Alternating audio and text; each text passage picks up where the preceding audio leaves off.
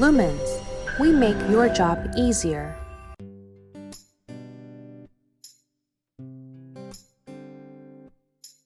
Hello, my name is Joris Nevens and I work for the company Lumens, and I would like to present to you today our newest tracking camera, the TR1.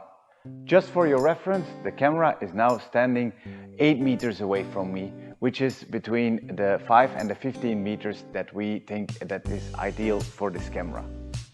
This camera is not operated at the moment by a guy with a joystick, that you have to believe. Also, there is no software running on the background who is now controlling the camera. There's no software on the PC and no software on a server. And also, I am wearing, as you can see, no necklace. So, how does the camera do it out of his own? How can he follow me? I will show you the simple steps, how to set it up and how to let it track autonomously. Thank you, follow me. To set up the camera for a first time, we have to open the Lumens CMS software. After that, we go to the device manager here. On the bottom, you will find a list of all the cameras who will be connected to your network, and then you can add them by simply inserting the password. After that, these cameras will appear here on the managed list. And when they are connected, or when the status is connected, you can start using them. As a first, you can set up some configurations, like which stream do you want to use? Do you want the top camera, the panoramic camera, or a preview? Also the bitrate of the camera, and some other more in detailed features. You can set up also the IP address of the camera, the RTMP stream where it needs to stream to, because this camera can stream directly to Facebook or to YouTube without any need of a software. And then in here you can see all of your presets or your memory settings. Let's go out of this. And then here there is the upgrade page, and you can set up the some more like timing and everything else. Once that is done, you go to the live view. On the live view, you get a device list of all of the cameras who are connected to the software. When you right click on them, you can select a PTZ mainstream signal, panoramic stream, and again the preview stream. So I click on the PTZ stream. After that, I open the panoramic stream just to test. So when you click on it, you can see at the same time both streams. I stop the framing now. The next thing you have to do is set up the presenter frame and the stage frame. The presenter frame, you click on it, and then as you see, I've done already the intro, so I have set it up already the presenter frame. But you can control it here, left, right, voila. What is this frame? This is basically how much you want the camera to zoom in when you start the tracking. And also you want to position also your head or the head of the person you want to track in this yellow circle, so you respect the geometry of this cross here to get an optimal setup. After that, you go to the stage frame. And what is the stage frame? Stage frame is an in-between frame that can be used for if the camera loses you, or you start a recording but nobody is yet in the frame. You can use this stage frame to start. Under you have the PTZ controls. So when this camera is not in its tracking mode, you can use this camera as a PTZ camera, a normal PTZ camera.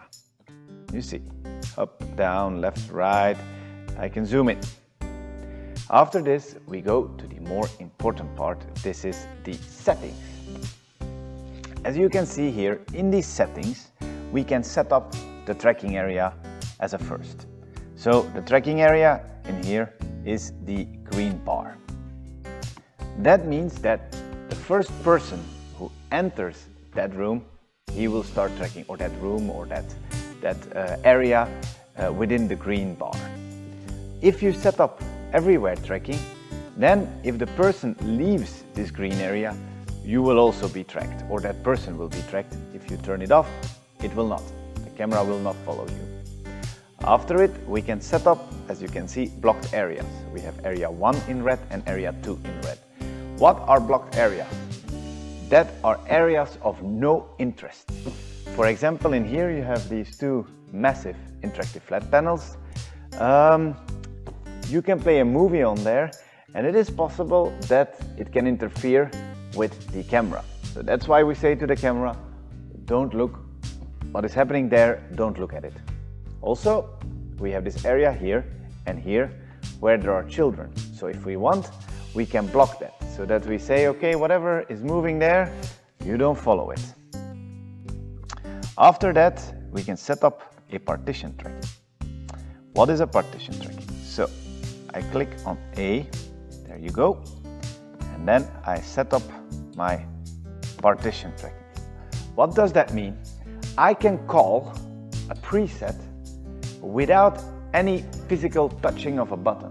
Only when I am in that blue area, I will call a preset, and I will set up that preset now. So when I'm in the blue area, that means I am standing in front of the interactive flat panel. So camera, please focus on the interactive flat panel. So we set it up. There you go. And then we have this multi-people setup. What does that mean? When it's turned off, like now, it is set up.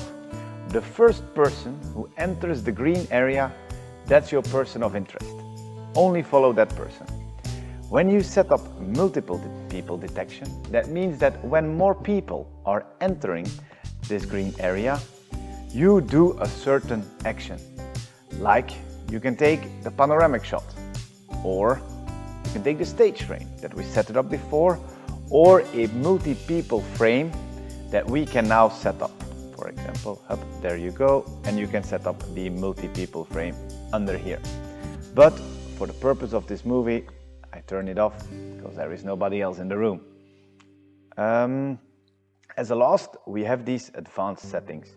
The first is the tracking when power on. What does that mean? Very easy, as the name says. When you turn on the camera, it starts tracking. When you turn it off, it doesn't do anything and you need to start it. How do we start the tracking? Basically, we have a remote control. You press function 1 key to start, function 2 key to stop. It's VSCA, so we have a command for that. So you can send a command to the camera to start. And also, you can send preset 80 and preset to start tracking, and preset 81 to stop tracking to the camera, and he will follow you. Then we have these 4 settings: sensitivity, pan speed, tilt speed, lost time. I believe they speak for themselves, but they depend on the distance from me to the camera, and also how I am as a person in a way. Do I walk fast or do I walk slow? If I walk slow, your pan speed will be higher, your sensitivity will be maybe a little bit higher. But remember, when your sensitivity is higher and you are moving a little bit like this, the camera can start go left and right. And if the further the camera is away from you, also the slower you need to set your pan speed, because you know, over distance and angle, because of the distance, becomes bigger.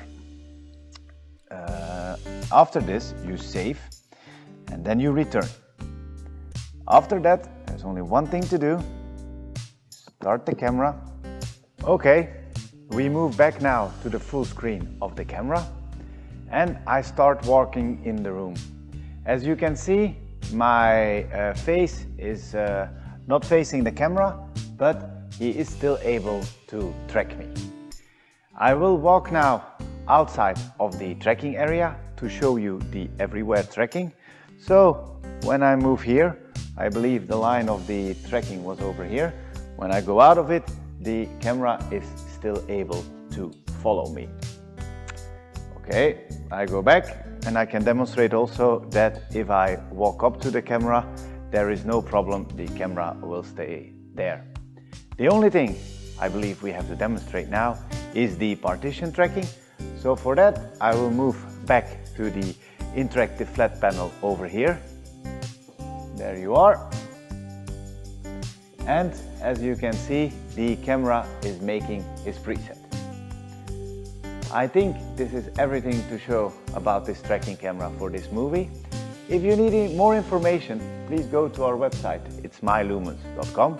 There you can find everything about this camera, but also all of our other cameras. And if you click over here, you can directly chat with our professionals who will help you with any question you have.